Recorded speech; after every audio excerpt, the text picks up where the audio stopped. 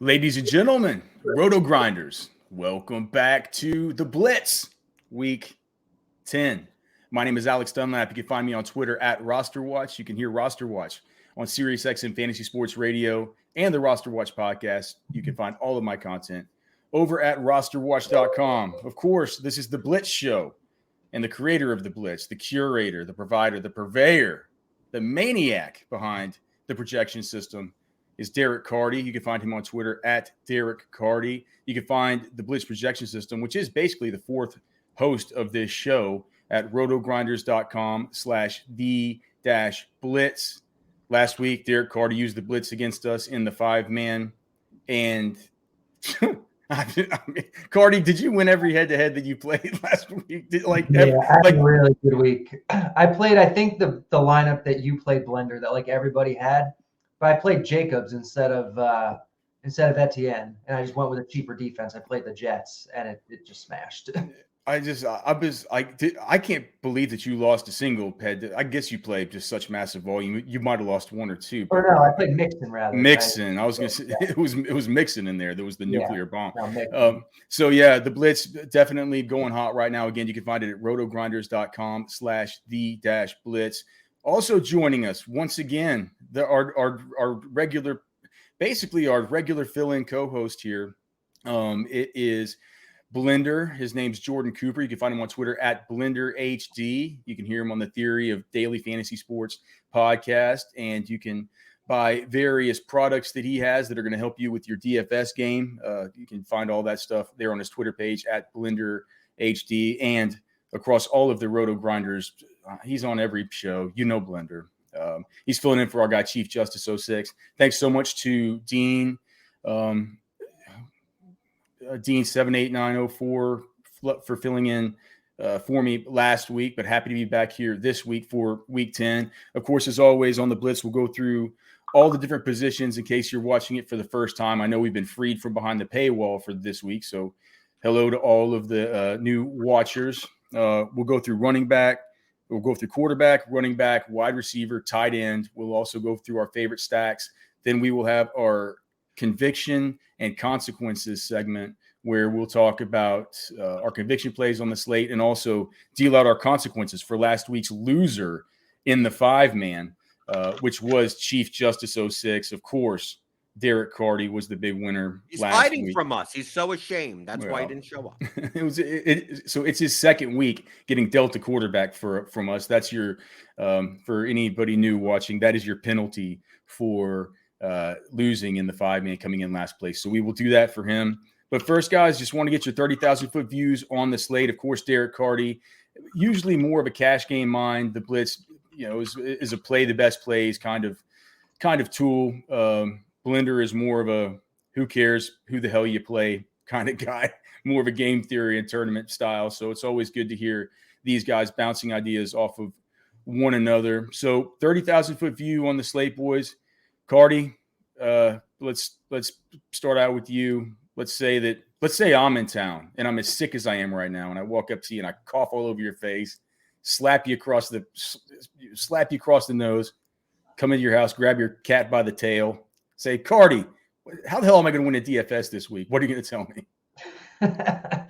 I'm going to tell you, I really don't have a great idea. Like it's kind of a bad slate in that the pieces don't really fit that well together.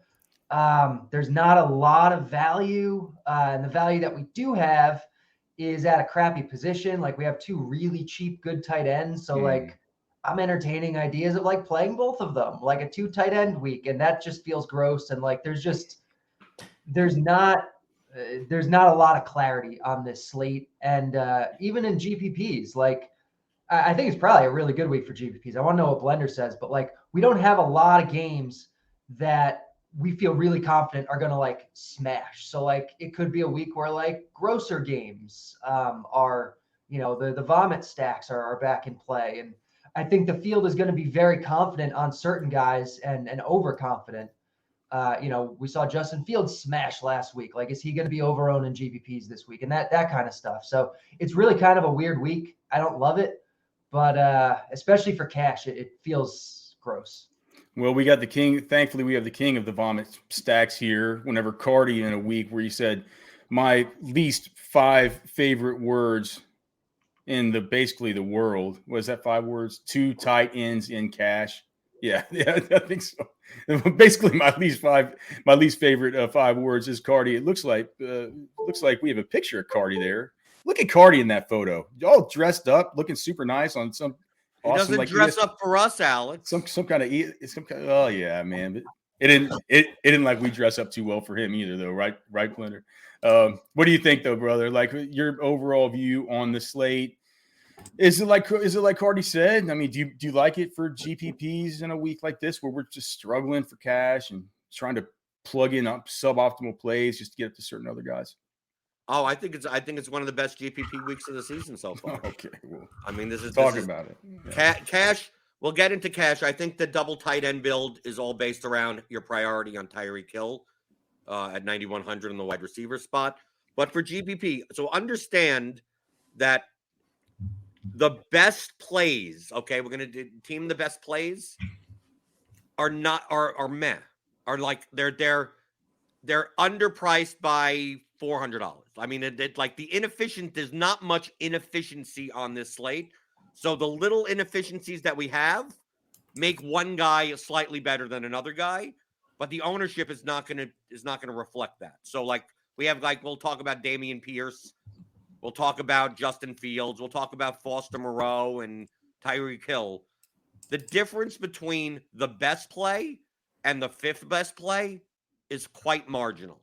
And the difference between the 5th best play and the 12th best play is also quite marginal. So this is the type of slate where you shouldn't. I would say, out of all the weeks of the year, there's literally no.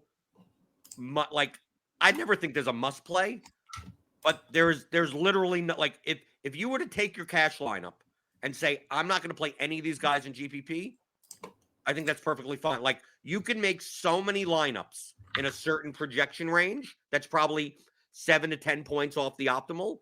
That includes like 86 different players.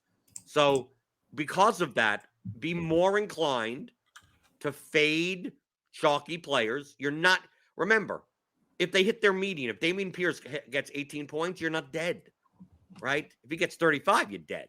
So it's like, from a median perspective, don't get so tied to that. I have no problem giving up 15 points in median projection this late for the sake of correlation and low ownership, because the difference between these guys isn't, I mean, I'm going through, you don't like any lineup that you play. Like, it's one of those weeks where you literally don't like any lineup that you play, but everyone is in that situation. So the sharper players know how to take advantage of that uncomfortability, where it's like, well, I don't have Dameon Pierce, I don't have Tyreek Hill in my lineup, I don't have Kamara, I don't have Fields, I don't have Amon-Ra, I don't have a cheap tight. I'm playing 40K for a tight end. Should I be playing this lineup? It's like, dude, your lineup only projects for a couple of points lower than anyone else's lineup. Take some uncomfortability. And of course, I'm going to say this, and then all the chalk's going to smash. But I mean, like, that should be your approach. It's not like these past slates where we get Pollard at 2,000 too cheap and Ramondre at too cheap, and we have 17 running backs that are underpriced. Like, this is a slate where, dude, legitimately played 2 tight ends in cash, and that may actually be optimal. That shows how efficiently priced most of this slate is. I hate the whole 2 tight end thing, but we'll talk about it. But I mean, I understand where you guys are coming from. Like, I put together my first iteration of my cash lineup for the 5-man, and I hate it. So hopefully, I don't ever look at the blitz before the show. So hopefully, Cardi will come here with some answers. Blender will have some good tips. Let's just get the show started, boys, and we'll start at the quarterback spot. Cardi, Blender mentioned it earlier. So let's just start with the elephant in the room. What about Justin Fields? He's now up to 6,500 on DraftKings. This was a guy up until 2-3. I mean, honestly, probably 2 weeks ago, a lot of people didn't really trust him. 3 weeks ago, most people didn't trust him.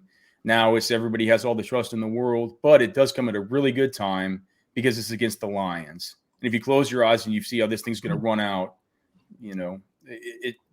it's objectively like one of the best spots that he could be in. is the blitz getting to Justin Fields? He's 6,500 now, and there's some other options that are here a little bit cheaper that I'm sure we'll get to on a week wherever, an extra $1,000 can make a pretty big difference in some of your other positions. What do you think? It's like if you're running 10 optimals, how many of these are going to be getting Justin Fields right now? You're probably getting like 70-30 or 60-40 Mahomes and Fields. Okay, so you're not so the blitz isn't going down for any kind of these others. If you run 100, maybe you'll get a handful of like Ellinger or Jacoby Brissett or something like that. I'm not going that way. I mean, they are theoretically from a value standpoint like kind of viable, but I think it's really the decision is Fields or Mahomes. And given that most people are going to have Fields in cash, I think, because everyone loves to overreact, and he's been smashing and he broke records last week and everything. Like he's going to be so owned in cash. I would rather play the Fields type of lineups than the Mahomes ones. But like Fields is not as good as everyone thinks he is. Like a lot of this is recency bias. Like he's good. Like he runs. They're finally giving him some designed runs, but we've seen it twice. We saw it 3 weeks ago. He got like 30% of the design runs. 2 weeks ago, he went back to his normal like 10%. And then last week, he was up to 20%. So like, we don't even know for sure that this is their game plan because it's been staggered. Like 2 weeks ago, they didn't give him those design runs that they've been giving him the weeks he's done really well. He was also great with the scrambling last week. Played a very man coverage heavy team and did a lot of scrambling. And he's facing another man coverage heavy team in the Lions this week. So I like Fields. Like I think there is massive rushing upside, but I do think people are going to be overrating what that upside is and his chance of getting there. So in cash, yeah, love Fields. In GPPs, I really don't like Fields that much, especially like Chicago stacks, like full Chicago stacks project terribly, even though Fields himself projects well. And is that because the full stacks project here? Would that be considering maybe a stack with Fields and one of the runners? I mean, we'll talk about these runners, but they have really good matchups too. Would there be any thought of maybe stacking them with one of his runners just to in case the this problem is now they're like we don't have Montgomery getting 85% of the work the way he was like in week 1. Like they're giving Herbert more. They have Claypool in the mix now, so like there's just more competition for targets. And they run so much to begin with. Like as if you're talking about pass catchers, like double stacking pass catchers with Fields feels pretty gross because they're not going to throw that much. Yeah, right. Yeah. So yeah, like I like him individually as a cash play. I think getting up to Mahomes is perfectly viable. If the ownership was going to be even between Mahomes and Fields, I might actually lean playing Mahomes. But the way I think it's going to break down, I think I probably am just going to find a Fields lineup. Blender, what do you think? So it's like it feels like the blitz is going to be all over Fields and all over Mahomes, right? As far as its optimal plays, but only Tua is $200 more than Fields, and I just don't think that many people are going to be on him just because with Tua, what it's been when he was a little bit cheaper and when Jalen Waddle was a little bit cheaper, you could stack all those guys, and you got the really easy stack there. If you've tried putting that thing together this week, you know that it's really, really hard to make the other pieces work. So I think that'll take some ownership off Tua. Are you into Tua this week? What are you thinking about quarterbacks? Do you like the whole Fields Mahomes stuff for tournaments? Like what are your general thoughts? Well, in cash games, you definitely play Fields over Tua just because the rushing projection. I mean, his rushing yard prop is 59.5.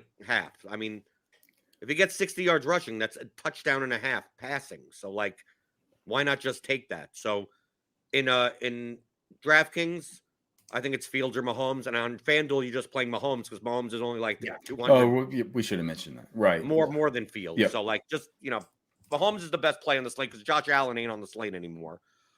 He's not going to play. Yeah, for GPP. For GPP, I prefer all the cheap guys.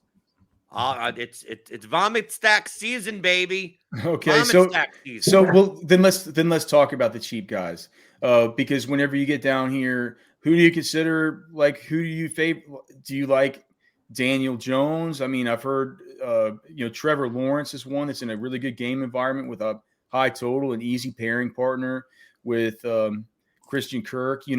Cardi mentioned Jacoby Brissett, who was popping in some of our models over at Roster Watch, which I just thought was so weird. And look at him, Blinder, why do you always like the weird the stuff, top dog? quarterback on the slate to me, baby. Okay. Jacoby Brissett plus Cooper / Peoples-Jones plus Bryant. It's a way to play chalk Tyreek Hill and not worry about Tyreek Hill's ownership, right? So, like, do I want to play? You can't. How the hell do you pay for 2 double stacks on this slate? The pricing is just too tight for that. So you're really giving up so much in the rest of your lineup. So I need to find salary relief somewhere. I also like Trevor Lawrence, and hear me out on this.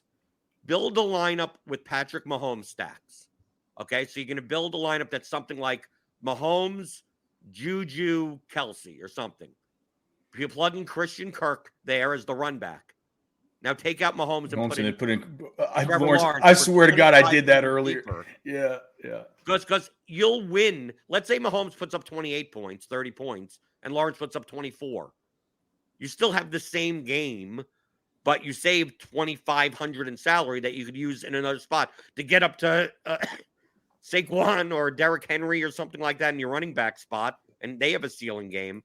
So I think Mahomes stacks are tough this week to fit in. I think people will try. And I'm not opposed. I'm not necessarily opposed to it. I think I'm more likely to just go Mahomes Kelsey and not worry about the wide receivers. Maybe you throw an MVS because he's cheaper. But I prefer the Lawrence side just because you just save money on quarterback. I don't think this is a week based on the totals of these games. I don't think so. From a probability standpoint, is it going to happen? I have no idea. That quarterback is going to make or break this late. I think the highest scoring quarterback may have 28 points, and most quarterbacks will be somewhere in the 18 to 24 range. And it's really not going to come down to what quarterback you played. So that's why I want to throw in stuff. I want to play Case Keenum with Stephon Diggs. I want to play Kenny Pickett stacks, right? I don't mind that. Here's one that doesn't seem like it should be off the board, but I think is way lower owned. This game is way lower owned. Dak Prescott at 6,600 because he's like right in the middle. It's like, why play Prescott when you can play Fields or Tua? So Dak Prescott's ownership is probably very low. And why can't you just pair him up with Dalton Schultz and CeeDee Lamb? You don't even have to worry about the Green Bay run back, and maybe they just run him over. And it's all through the passing game. It's less probability, but Prescott, Lamb, Schultz, ownership-wise, dude, you can do anything you want with the rest of your lineup. And it's not like you're playing garbage, right? You're playing Dak Prescott. You're playing CeeDee Lamb. You're playing Dalton Schultz. This isn't like you're not playing Kenny Pickett and you're not playing some of these. You're not playing John Wolford, right? You're playing real people here. So, I'm looking more into those. I'm not going to play Sam Ehlinger. I don't care what his projection is. So you're not doing that, even though, no, I'm playing the other Cardi. I'm playing the dude. At some point, I'm going to win money with Derek Carr. Is it going to be this week? I love the Carr side. I like it more than the Indy side, but I don't know. It's been 2 weeks where Ellinger's been bad, and I don't know. He's cheap. He theoretically has rushing upside. Where he's throwing the ball. We just haven't seen it from Sam, though, man. I've been disappointed with the lack of rushing from him, especially given how bad the offense is struggled. I mean, to me, I thought the whole time that Ehlinger was going to be a guy that if they were struggling, he's the type of person who would just want to take the game on his own back and put it on his shoulders and just run with the football. And he really hasn't. It'll be interesting to see if that changes with this. I mean, it's hard to bind anything with those Colts with what's going on with them right now, though, for sure. Hey, look, we'll get to tight end. You mentioned Schultz earlier, Blender, and we'll get to tight end. But Carter, you said earlier that there's 2 really good tight ends. So is that Dulcich and Schultz for you, or is that Moreau? Okay, so it's Dulcich and Moreau, but I do think Schultz is actually Dulcich and Moreau are going to get the most ownership, but Schultz is almost as good of a play as them, and he's not going to get the ownership. So I like him a lot, and then certainly I think a Dallas stack like that is viable. Okay, and we'll talk about tight ends whenever we get there. But I think Blender talked about most of the guys that he liked. One guy I haven't heard anybody mention is Case Keenum. Cardi, I don't know if you want to talk about Case Keenum. Blender mentioned him. Blender Yeah, I said he mentioned could play Keenum and Diggs. Oh, did you? I'm sorry, man. Cardi, I have a question for you about Keenum. Mm-hmm. How much, like, I know you're going to have to project him not like Josh Allen, but I think the real question is, how much is the Buffalo offense going to change from a play calling perspective with Keenum behind center versus Josh Allen? If you tell me they're going to throw 80% of the time, yes, Keenum is obviously going to be less efficient than Josh Allen. Obviously not going to run the ball and scramble as much as Josh Allen. But if it's going to be 75, 80% pass, like, why the hell wouldn't I want to play a 5K quarterback that's going to throw the ball 40 plus times? So I think that's a really interesting question, and one that I wish I had a better answer for, because Buffalo obviously is so pass heavy. They've thrown the ball like 20% more than league average this year, which is like easily, like, once you adjust for context, like they're like the most pass heavy team in football. Generally, when a team plays a backup has to go to a backup quarterback, it drops by 3%. So they go from 20% to 17% or like whatever. But it's not an average situation. It is a team that's at the extreme, and it's going from Josh Allen, who's like maybe the best quarterback in football, to a backup. So like, I was pretty aggressive. I knocked it down. I think I have the Bills, instead of being like, that 17% or whatever, they're more like 7% above average passing right now. But if they are that 17, like, then Case Keenum, could smash at this price. So like, I do see the upside there for sure. Hey, Cardi, you always say in the Minnesota games, I'm not sure as much in Buffalo. I don't have the pace stuff pulled up. Was this projected to be a fast-paced game with Josh Allen? Let me take a look. Yeah, that's the second fastest paced game on the slate. So does Keenum change that? Not really. A lot of pace comes down to play calling. Quarterback's involved a little bit, but it still projects fast. Keenum's never been the type of quarterback who's going to go back there and just survey the field and take that play clock all the way down to zero anyway, man. He's a snap it and get it out of his hands kind of guy. So so Cardi, Blender talked about the guys that he liked.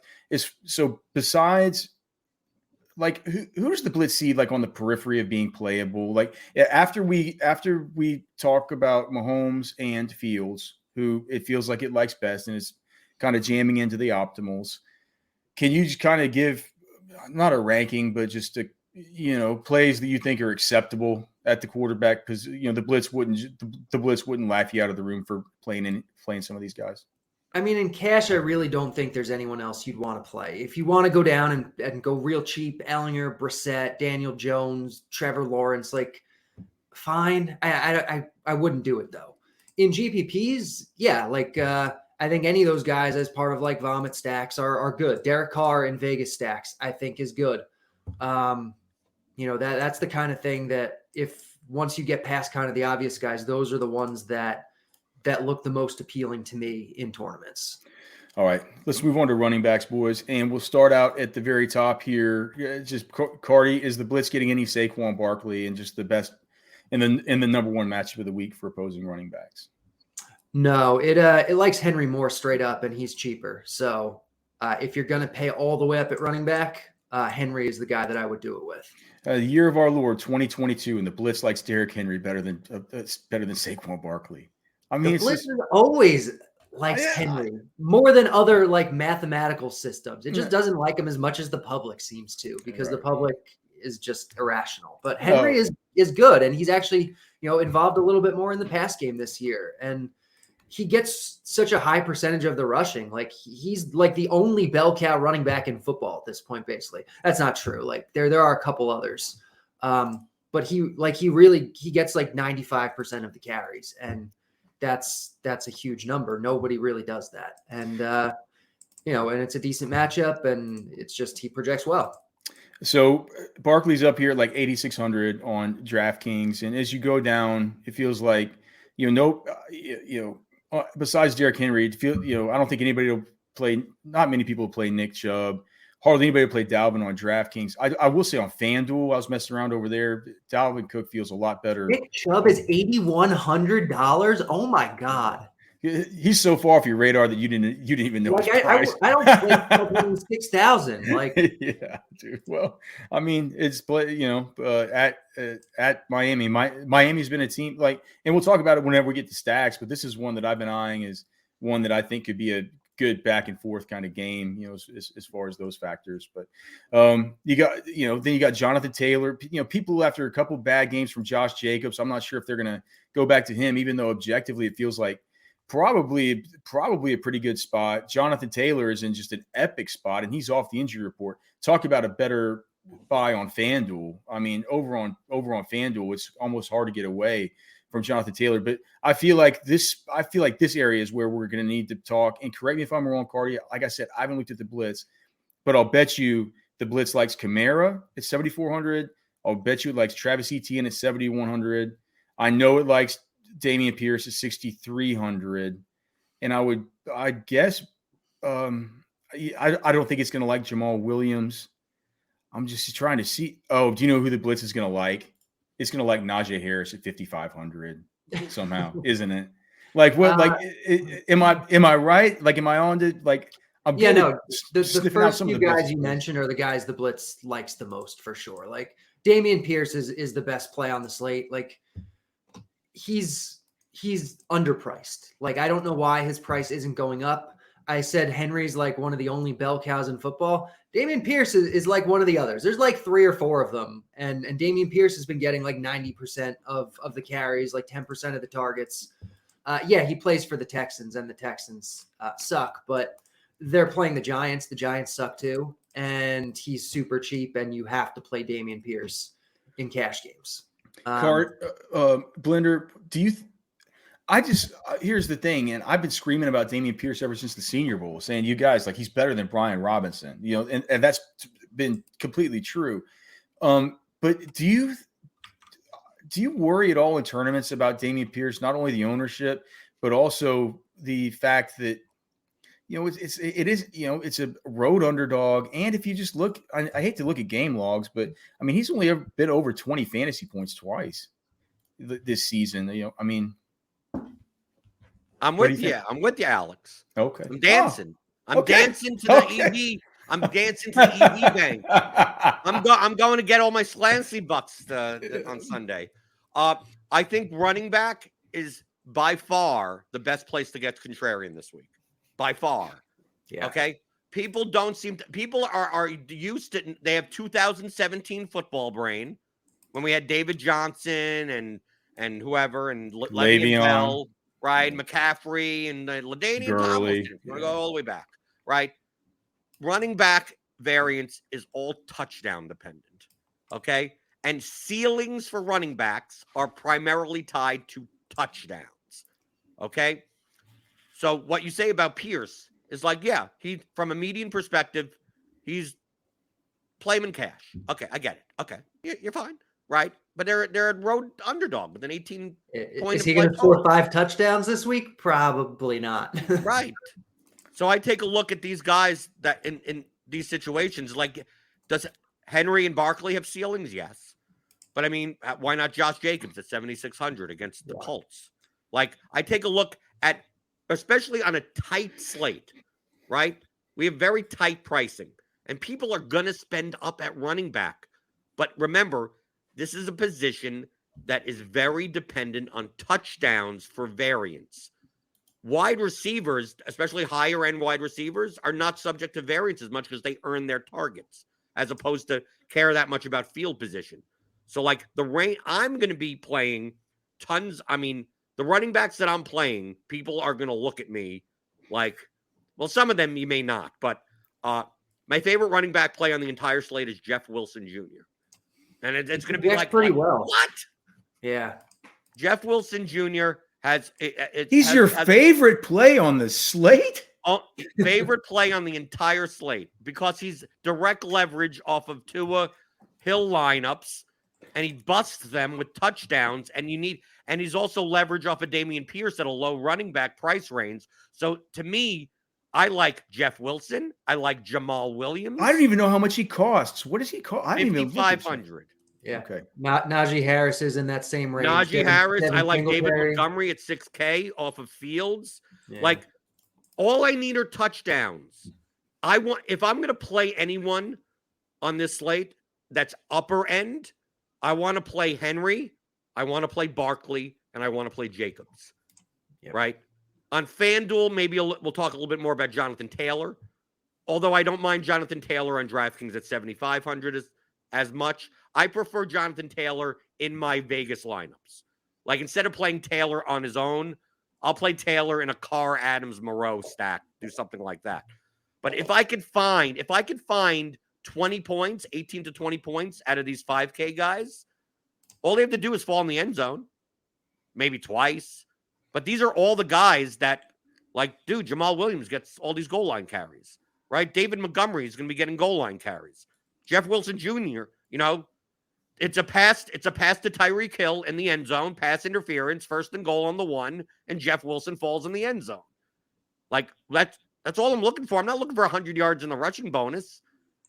I just want one of these guys, because it's quite possible I don't play 3 running backs in my builds. I play one of Henry, Barkley, or Jacobs, and then alongside one of these range guys that are going to be probably, 5% owned? And now I have the money. I pay down a tight end. I have a vomit stack in there already, a quarterback. And now I could play Adams and Jefferson. I can play these 7K and 8K receivers that no one else could play because they're jamming in 7K running backs, or they're playing Tua, Fields, or Mahomes lineups.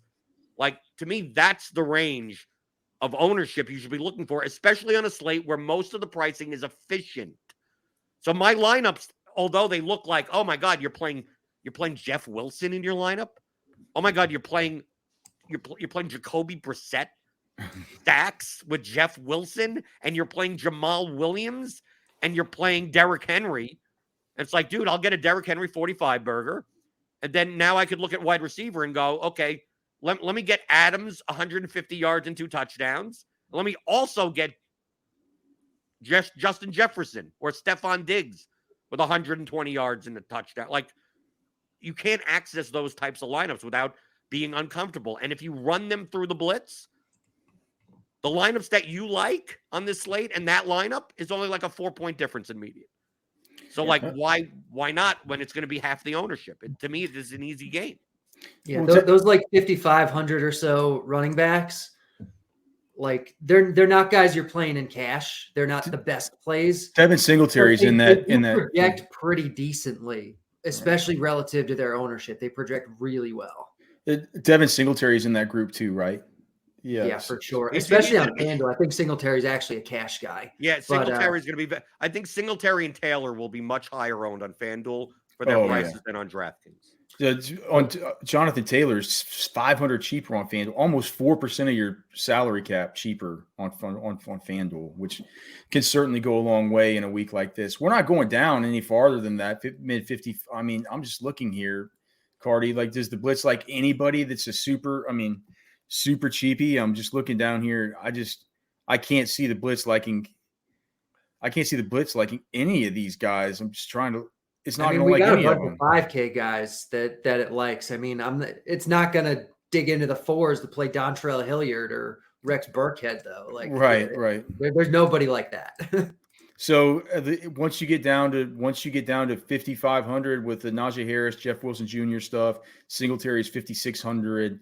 It feels like those are kind of the guys that it would go to. I hate to even ask about Clyde Edwards-Helaire, whether the stuff with, if it's just him and Pacheco, if it might like Clyde in that same range at all with a high game total. Maybe if you think he's going to get like all of McKinnon's pass work, if McKinnon's out, maybe he jumps up into that range, but Pacheco's been getting more of the carries the last couple of weeks. So it's probably just one of those situations where neither one is really going to do enough. How much is Pacheco? I guess you get leverage off of Mahomes stuff with them, but I don't know. They don't project especially well. So Blender, you mentioned, so you talked about Jeff Wilson, your favorite. Who are your other, do you have any other super favorites? You mentioned Derrick Henry. No, I want to go up. I believe that the highest ceiling running backs on the slate are Henry, Barkley, and Jacobs. Okay. So a lot of people are going to try to play these Pierce Kamara lineups, and they're going to play Henry or Barkley in those lineups instead of Tyreek Hill, right? And something like that. I'd rather play Tyreek Hill and those guys Mm-hmm. and then sacrifice at a running back position that's not Dameon Pierce. And then since I'm playing a cheap quarterback in a stack type of combination, I could afford both. I could probably afford 3 of these guys. And no other lineups could have these. It's just, what's the concession? You have to play a cheap running back. And they go, and people are going to look and go, okay, I can play a cheap running back. I can play Dameon Pierce at 6,300. I go, no, you need cheaper. You still need another $700 or $800. And then they look behind Dameon Pierce and they go, ugh, right? People just looking, how do I click on Jamal Williams? How do I click on Najee Harris? How do I click on David Montgomery? How do I click on Jeff Wilson Jr.? I'm going to click on him. I don't understand. I don't need 100 yards and 5 catches and 2 touchdowns. No, dude, give me 60 yards and fall in the end zone twice. And especially the running backs against the chalk. So like Wilson Jr. and David Montgomery. Like, dude, I want to be the one with 5% on David Montgomery when everyone's on Twitter tilting the rushing touchdown that that Fields didn't get, or the pass interference in the end zone on that Tyreek Hill pass that Jeff Wilson runs in for 1 yard. I want to be on the receiving side of that benefit, not on the side of the tilt. Yeah, no, yeah, I feel you, and that's what Blender always loves to. Blender always loves to be the one that the one that's getting all the big action when everybody else is getting the big pain. I want to be very clear. Yeah. On the Blitz projections, they don't project that much differently. Like the difference between Dameon Pierce's projection, point per dollar wise, and these 5K ones you're sacrificing like 4 points. Like that, you're sacrificing 40 yards rushing. You're sacrificing, a catch or 2. Like it's not as ridiculous as it sounds. So, and if Pierce only puts up 15 points, who cares? We haven't mentioned Travis Etienne specifically, Cardi. How into the Blitz or how into Etienne is the Blitz this week? He's viable. It kind of sees him a tier below Pierce, Kamara, Henry, which are kind of like the 3 best. I think there's lineups you can build with him that work. Especially on FanDuel, I like him a little more than DraftKings. Running back though, like I'm definitely playing Pierce in cash, and then I'm probably playing Kamara, maybe Henry instead of Kamara. If you can play all 3, great, but then you have to sacrifice Tyreek Hill. So like, I probably prefer 2 of the running backs and Tyreek rather than all 3. But again, it's a week where it's not clear cut. But that's kind of like the cash approach at running back. You're playing 2 or 3 of Pierce, Kamara, Henry, Etienne, and those are the only cash viable ones, I think. All right. Well, speaking of Tyreek Hill, Blender, unless you have any final words at running back, we can have you forever hold your peace, and we can move on to wide receiver and just start with Tyreek Hill. Cardi, is he a priority? Yeah, he's the best wide receiver play on the slate. Once you consider price and projection, he's the best wide receiver play on the slate. I want to get there. But it's not like you have to get him, because it's not easy to get him. It's not extremely difficult, but it's not easy. He's being treated like a true alpha this year. Like with KC, he was never treated like a true alpha. He's getting like Cooper Kupp target shares this year. And he's got a really good quarterback throwing to him. Tua is an elite quarterback at this point, I feel like, or close to it. So I like him. I want to get there. It's just a matter of finding a way to do it. And I will say, if Matthew Stafford goes, Cooper Kupp is a guy I probably prioritize, maybe even over Tyreek. But if it's Wolford, then it's not. Yeah. Wow. Okay. So I haven't heard, obviously, who doesn't want to play Cooper Kupp, right? But I'm looking at the ownership percentages, 7.1%. People are just freaked out because they think it might be, and even if it's Wolford, I love Cup and GPPs. I'm sure Blender's going to have a bunch of Cup in those types of lineups where you're doing the cheap stuff and you can spend up on whatever. Like you have a bunch of Cup, I assume. I mean, is that true, Blender? Are you gonna? Or I mean, I didn't hear you mention Cup earlier. I'm considering it. I'm not as high. It really depends on what the ownership comes in at. To me, compared to ownership, my top wide receiver play is Devontae Adams at 8,700. Jamino has Justin Jefferson at 2.7%. Well, I like that's pretty wild, man. I like, especially if people are gonna. I'm gonna bet. See, this is what we have to. This is what we do in DFS. Identify high variance situations. Identify fragile projections.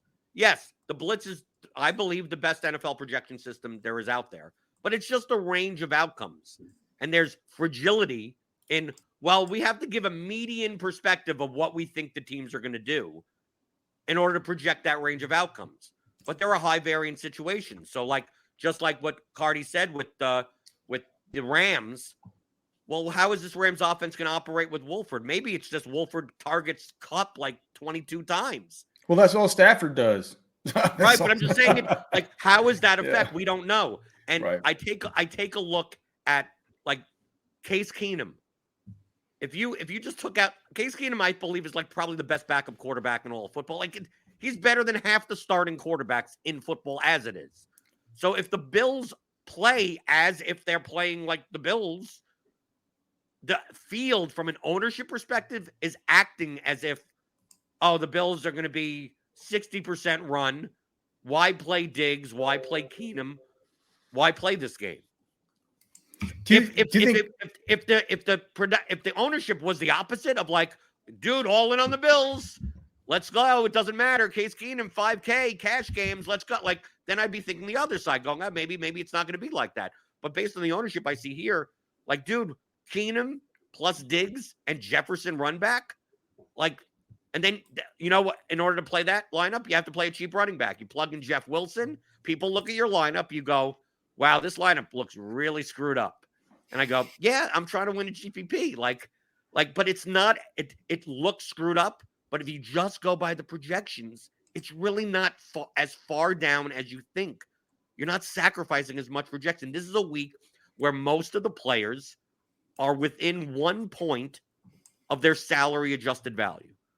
Most players, right? Okay, we have if I look in the Blitz from a skill position standpoint, so running backs and wide receivers, there's only 3 players that have more than over 1.3, 4 over +1, and the highest is 4.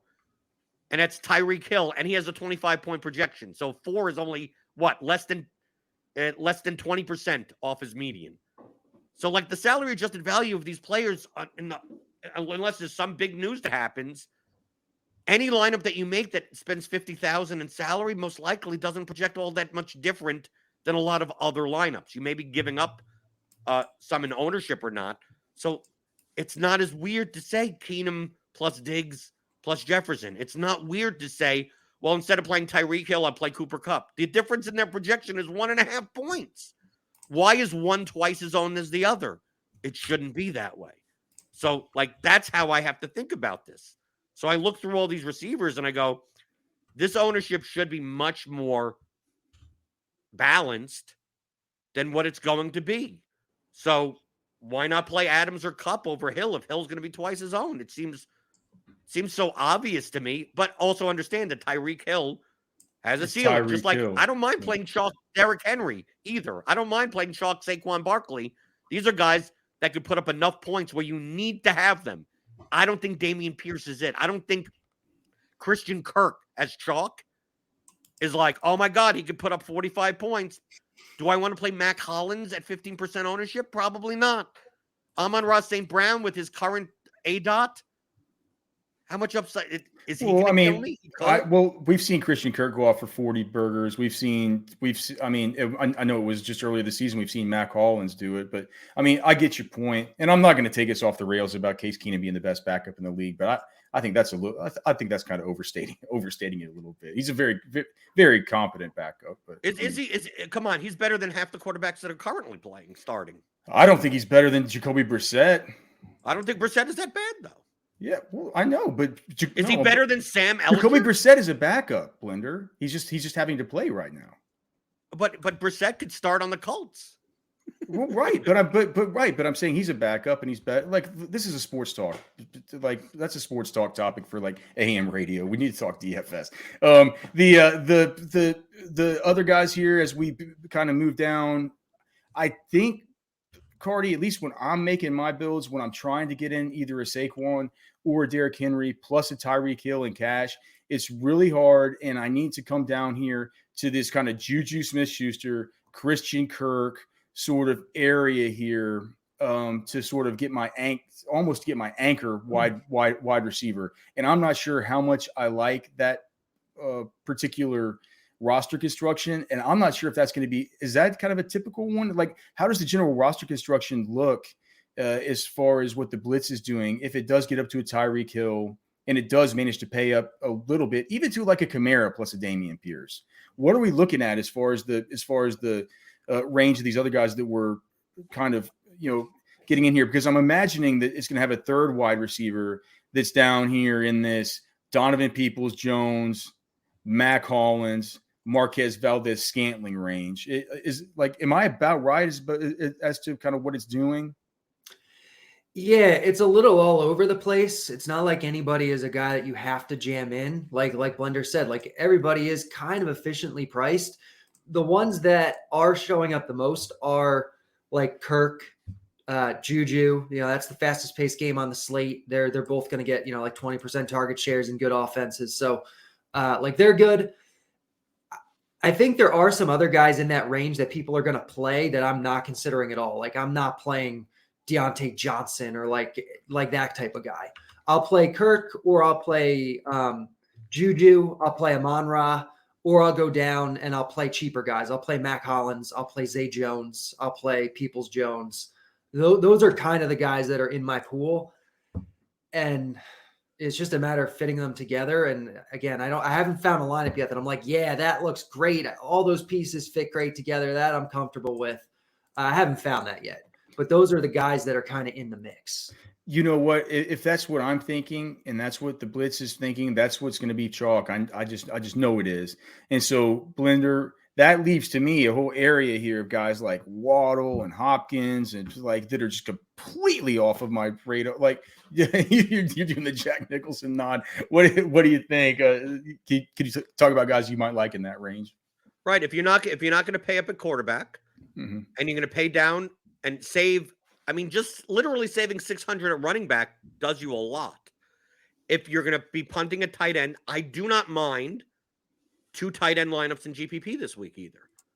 Like, I don't think the ceilings necessarily of some of these 4K 40 wide receivers are necessarily all that different from the 3K tight ends. So like, if I could save $1,500 and play 2 tight ends, and then I don't have to play any. Then I could just start. That's a good point, Blender. That's a pretty good point, man. I don't think this is you're that sharp high loose scoring sometimes. of a week. No. It's Imagine Alex. Imagine playing a lineup. Yeah. Like, think of this. Imagine playing a lineup that you're playing Brissett, Amari Cooper, Harrison Bryant at tight end, with Tyreek Hill as a run back, and then in your flex spot, you're playing Foster Moreau for 3,200.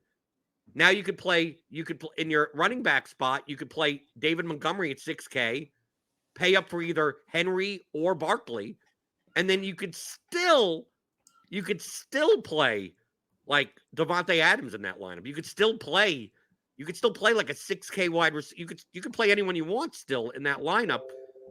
And as long as none of these cheap 4K Donovan Peoples-Jones goes off for some 80-yard touchdown reception, like, you're screwed, right? If Zay Jones happens, if Mac Hollins, I get it. But I think a lot of people are going to be making these builds with these mid-4K wide receiver, George Pickens or Khalif Raymonds. I think I prioritize, I want to play as many people in my lineup that have 40-point ceilings. Because I don't think people could build, if you could get 3 guys that have 40-point ceilings in your lineup, those are the guys that you're going to need to have in order to win. can I eke out 12 points at a cheap tight end? Like that's may all be what I need. And can I eke out 14 points from Jeff Wilson Jr. when Damian Pierce only puts up 14 also or something, or Kamara only puts up 16? I'll have the money that other people don't have. So when Justin Jefferson has 38 points or Devontae Adams has 36 points and Tyreek Hill has 30 points, like you can't make those lineups. So like I want to make those types of lineups. And I'm not playing other players in the 4K range. I just want to get off of that construct. I think those types of constructions are going to be inevitable. And I just don't want to play those constructions.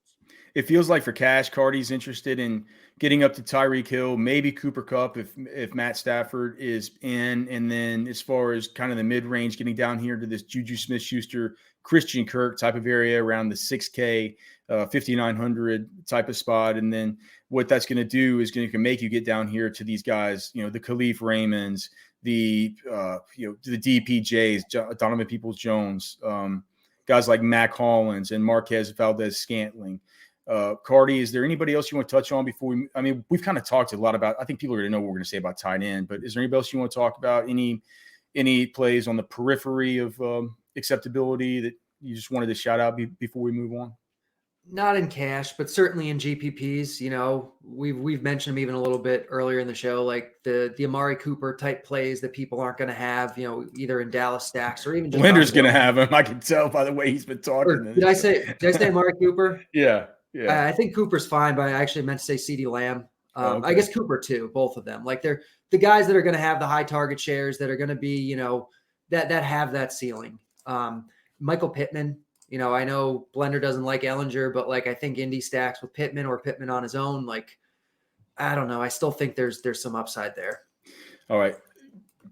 Blender, you have anything else on wide receiver before we move to tight end? Nope. Let's go to tight end, my favorite position. All right. This week, you love them so much, you want to stick in two of them. And, you know, it does kind of make sense to me because, you know, here I am just, you know, I'm trying to close my eyes and figure, okay, on Sunday in my cash lineup, what will make me happy out of Donovan Peoples-Jones? And I'm just thinking, like, you know, if he gives me 14 points or something like that and it's not a snowflake, I'm going to be fine. And are you telling me that that's out of the range of outcomes for Dalton Schultz or Foster Moreau? Or just like, I mean, so it does. I mean, what you're saying makes some good sense. I just, like I said, would you be shocked if Pat Frymuth had 12 points? No, of course. No, so what's would you be shocked if Mike Gesicki catches a touchdown instead of Tyreek Hill and he has 10 points? I mean, I wouldn't be shocked. I'm never going to play Gesicki though, man. That's it. But yeah, I mean, I get what you're saying. Alex, for tight ends, what people don't seem to realize is that, and I'm not saying the tight end position, but I'm talking about the salary floor, that a 4K tight end to a 3K tight end is 25% of the salary of that position, right? So when you play a $2,500 tight end instead of a $5,000 tight end, you're saving 50%. That's like going down from a $8,000 receiver to a $4,000 receiver. And imagine me telling you the difference of, like, would you rather play? So like use this slate for an example. If you were to go down from Tyreek Hill and then instead of Tyreek Hill, you played Zay Jones, right? You would say that's kind of a dramatic difference. Like, yeah, I probably want Tyreek Hill because I think Tyreek Hill is worth at least double what Zay Jones is. Mm-hmm. Well, that's the same thing, a tight end of like, well, instead of playing, let's say Michael Pittman, you're playing Dalton Schultz, right? Like, yeah, probably the wide receiver is more, but is it double? I mean, like, it should these guys be 3,300, 3,400? If the salary floor tight end was 4K and not 2,500, then we'd be much more inclined. It'd be similar to FanDuel, where you're more likely, where the salary floor, the difference between the top tight end and the bottom tight end isn't as dramatic. So you have to think, you can't think that it's the tight end position. You have to think that you have the ability to play a guy that should be 4K at 3K. And you have the ability to possibly do that twice on a slate that has very efficient pricing in and of itself to fit in more high ceiling players. Yeah, that makes a lot of sense. And let me just stick with you, Blenders, real quick before, because I feel like Cardi will be able to kind of blast through these what the best plays are. But just from a tournament perspective, what about playing Kelsey? Given all the other factors on the slate, given the nuance that you've laid out as far as the tight end position and the landscape, what about playing Kelsey? I'll play Kelsey in the flex, and I still play another tight end. So Okay. the thing about Kelsey, remember, everyone has to play a tight end. So like if Kelsey, the only way that Kelsey is relevant is if he puts up so much more significant points than any other tight end on the slate. If Kelsey's sitting there with 29 points and most of these 3K tight ends have 8, well, everyone has to have at least 8 points at tight end, which means they're missing out on another 21 points because like everyone, you can't not play a tight end. So you have to weigh the probability of Kelsey outscoring every other tight end by so much that he's going to be necessary. If you don't think that that's the case, then Kelsey is just like any other of these he's like a $7,800 wide receiver otherwise. So Kelsey, I don't mind playing as a one-off. Obviously playing with Mahomes probably makes more sense. But to me, it's not a priority on either side. And there's no way you could play him in cash games. Right. Okay. Cardi. So back to cash games. Here are the guys that I have been considering that I've been messing around with. To some degree, Pat Freiermuth at 4,200, but I find myself needing to save money. And I get down to here where I'm looking at Dalton Schultz at 3,800. And I'm looking at Greg Dulcich at 3,400. I'm looking at Foster Moreau at 3,200. And then if I really, really need it, I've been messing around some with the 2,700. Harrison Bryant down here at 2,700. Of all those guys, clearly Greg Dulcich is the GOAT, and I love him. I can't believe the usage that he's been getting. But like you talk about Dameon Pierce at the Senior Bowl, I was yelling just as loud about Greg Dulcich, but I wasn't expecting it to come this soon, at the NFL level and to be used in such a dynamic way. What does the Blitz say about these guys? Does it have favorites among those? And am I correct in assuming that you're probably going to be paying down to one of those guys? Yeah, definitely paying down for one of them. It's almost certainly going to be Foster Moreau. I think he's the best of them and the cheapest. But Dulcich and Schultz are really good. I think there's a decent chance I wind up with one of those in addition to Foster Moreau. Evan Engram is also like fine, I guess, not for cash, but like in GPPs, if you just want to mix it up, like he's fine. But yeah, that's really that's tight end. Like it's Moreau, it's Dulcich, it's Schultz. Obviously Kelsey. You're not playing Kelsey in cash though, and that's kind of it. Like these are the guys that are some of the most underpriced guys on the slate. They're tight end and they're cheap, and people think it's gross, but like if it lets you afford to spend up for Tyreek Hill and Amon-Ra or Derrick Henry or I'm gonna consider playing two of them. Okay, fair enough. Blender, anything else on tight end? Or you? No, it's a garbage position. We just it's a slate where it just dictates that it's garbage enough that we need 2 garbage cans. Stacks. I talked about it earlier here for the Blitz survey. I talked about it earlier. My favorite stack is the Browns Dolphins game. There's just a lot of plays there in that one that I like. And as Blender was saying earlier, if you do want to play Tyreek Hill, maybe an interesting way to do it is to just kind of pair it up with some pieces from over on the Browns side. But I'd be interested to hear from you guys about stacks that you're most interested in. Cardi, let's start with you. So like the obvious stuff is like people are going to like stack KC, or they'll do, probably some Chicago, which I think is bad. You'll see Miami stacks, but the stacks that I think I have the most interest in are like, actually, I'm curious, Blender, are people going to play Vegas stacks? Because they're going to play Moreau. There's going to be Hollins. Like people aren't going to be like, oh, I'm playing Moreau and Hollins. Why don't I just stack this? And so you don't think the stacks are going to, so then I think okay. It depends on the field size. If you're playing large field, no. You're more likely to see those stacks probably in like a contest like the slant. Anyone that uses an optimizer will probably get Carr, Hollins, Moreau lineups. The problem is that if you set your lineups to like a 3+1, no one on Indy really projects all that greatly.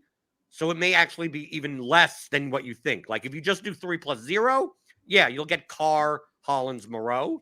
You're going to get more Tyreek Hill lineups than Devontae Adams lineups. Yeah. You're going to get some systems have Dulcich actually projected higher than Moreau, and that $200 may make a difference. And also, people don't like playing Derek Carr. So like you almost have to. And on this slate, it's not like Carr doesn't show up. I mean, more likely you're going to see Fields too. I think so much ownership is going to be on those 3 quarterbacks that I don't even think the question like worrying about is Carr going to be too high owned. I don't think you have to worry.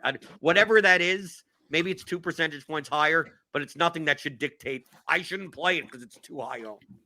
Good. So then Vegas, then if that's how it's going to play out, then Vegas is probably my favorite stack. But I think you can also think about doing like Jacksonville. I think is good. You know, I think they'll see a little ownership, or probably a similar thing to Carr, where like you're not going to full stack with Lawrence. You'll just see some ownership, like on Kirk and maybe Jones or whatever. So I like Jacksonville. I like the Giants. I like Cleveland. I like Indy. You know, that kind of gross stuff, like the gross Buffalo, or even LA. I think is interesting. What do you think, Blender? What do you think, bro? If I were to rank my stacks, and this is stacks versus ownership. Okay. So it's not about raw points. Got it. Number 4 would be Trevor Lawrence. Primarily because of ownership, because you're going to probably have to play Christian Kirk, and he's going to be double-digit owned, and you're going to have Juju or Kelsey, and they're going to be owned. So, like, I like that from a raw points perspective, but not as much from an ownership perspective. Number 3, I would put as Carr, and we talk Carr, Adams. I'd prefer Adams over Hollins, right, to avoid that 4K range. So you play Carr, Adams, and Moreau. And number 2 would be Case Keenum. Keenum, Diggs, Knox type of lineup, right? You put in that tight end. No one's going to play Dawson Knox, and who says he can't score? I mean, in that 3K range of tight end, anyone could do well. And number 1 is Jacoby Brissett. Brissett plus Cooper plus Bryant and a Tyreek Hill or Waddle bring back. I have no problem 3+2ing that lineup. You do Brissett plus Cooper. People are going to be playing Peoples-Jones as a value in a lot of lineups. Don't use Peoples-Jones just in that lineup with Hill. Also play Jeff Wilson at 5,500. So you get the receiving yards from Hill, you get the touchdowns from Jeff Wilson. You have a nice 3+2. That you're playing a chalky game, but you're definitely not playing it in a chalky way. Cool. All right, man. I love that one too. All right, so let's get to conviction and consequences. First, let's give a shout out to the Blitz listener / viewer from last week that joined the 5-man. I think it's Bookie Priest, and he nuked us in week 8, and so he got to come back in week 9. Fortunately, we didn't let the listeners win 2 weeks in a row. But man, if somebody sticks around and gets a win versus me, Cardi, Will, and producer Steve, they certainly deserve a shout out. So shout out Bookie Priest, man. Good job. I think this week we have a new listener on. So best of luck to him or her. We're going to now talk about our consequences, which is Will for last week. He got 5th place. He's going to get assigned a quarterback in the 5-man. Any early thoughts that you have about this? I wonder how much he likes Malik Willis. If he's a big Malik Willis fan. I don't think Willis is going to play. I think we're getting Tannehill. Is that too mean? Tannehill going to play? Yeah. Well, I thought Tannehill's likely to play. Yeah, I think so. Well, from Jim Wyatt says that it feels like everything points to him trending in the right direction. I'm just trying to look down, like Davis Mills. We could give him. I don't want to give him Trevor Lawrence. I mean, Davis Mills is probably a pretty bad one. If we want to be a little nicer, maybe it's like a Kenny Pickett or something like that.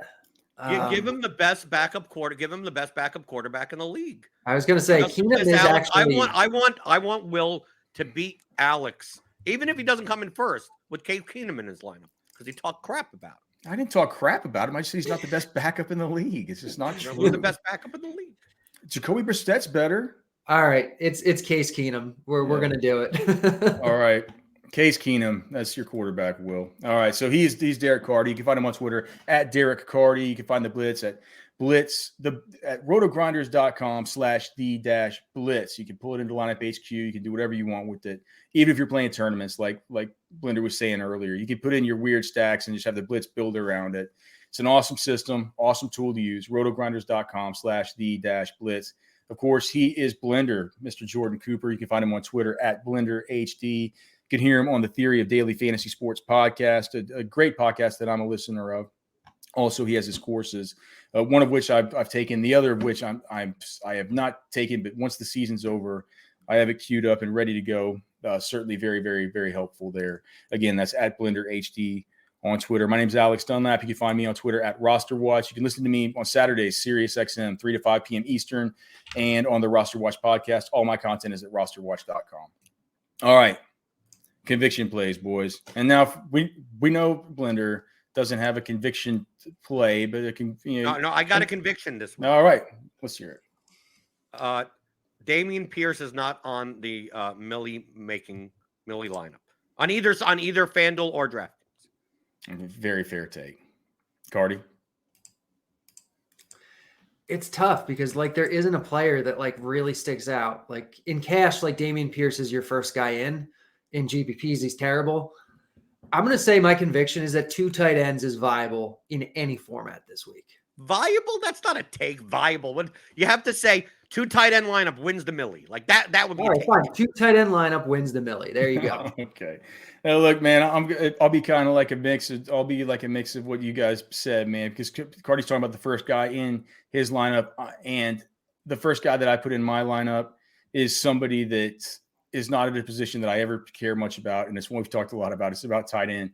But dude, at 3,400, it was just so simple. I open up DraftKings for my cash lineup. I click on Greg Dulcich. First player in, man. The absolute GOAT, Greg Dulcich. He will be in my cash game lineup against you guys. So for Cardi, for Blender, for our producer Steve, I am Alex. This has been the Blitz Week 10. We're getting the hell out of here.